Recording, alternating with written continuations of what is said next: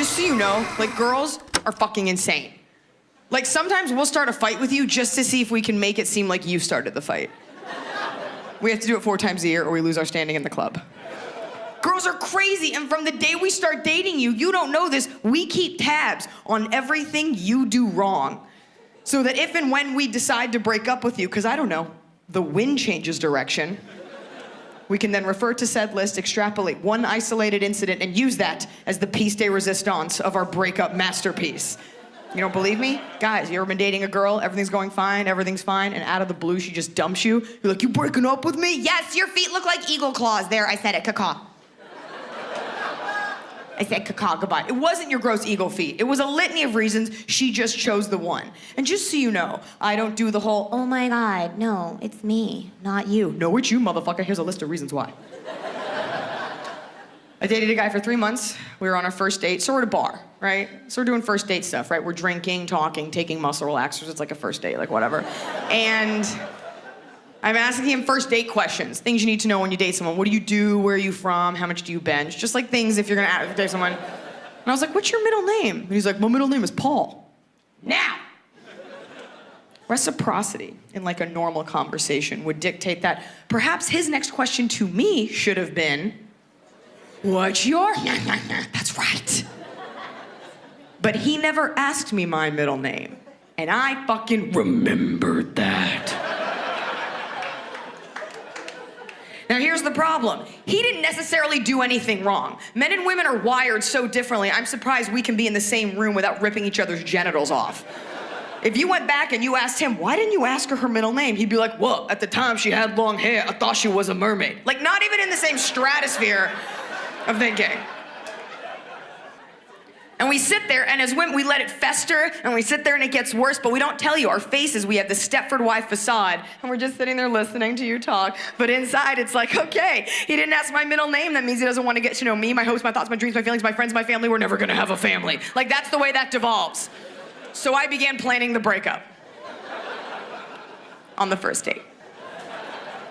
Now, before I share with you my alternate fantasy breakup, I'm gonna tell you the way we actually broke up, which is not very fantastical at all. The way we actually broke up was yours truly got a little drunk one night and texted him something to the effect of, you don't even watch Breaking Bad, how are we supposed to be together? That's actually how we broke up, so now for your viewing pleasure, I'm gonna share with you my ultimate fantasy breakup. Okay, so.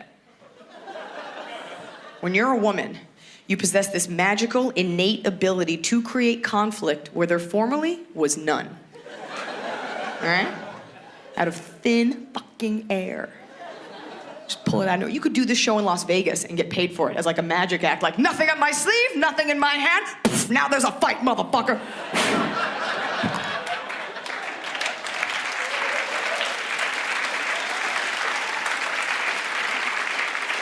The point is, guys, if a girl wants to have a fight, the lady shall have a fight. There's nothing you can do about it, okay? You can cough, that's enough, that's fine. It's enough to fucking start World War III, just watching TV. The guy, what did you say? I didn't say anything. What the fuck did you just say? I didn't say anything. I'd be like, you know what, just forget it. And I would start crying. Now, I'm telling you now that I'm going to cry then. I'm going to make myself cry. How do you make yourself cry? How do you make yourself cry? That seems like a difficult thing to do, right? A lot of actresses get paid a lot of money to make themselves cry. How do you make yourself cry? I'm going to tell you. You take a small pocket knife. I'm just kidding. I would turn around and unbeknownst to him, I would pluck a solitary nose hair. You ever do that? That shit hurts. Real bad. But it's going to escalate the energy of your argument very quickly. Your argument will magically be transformed from, you know what, just forget it.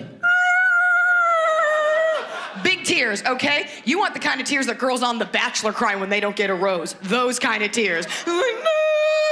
Big tears. By the way, the reason those women are crying isn't because they didn't get a rose. They're crying because they know they can't go back to their jobs as kindergarten teachers now that America knows they're whores. That's why they're crying.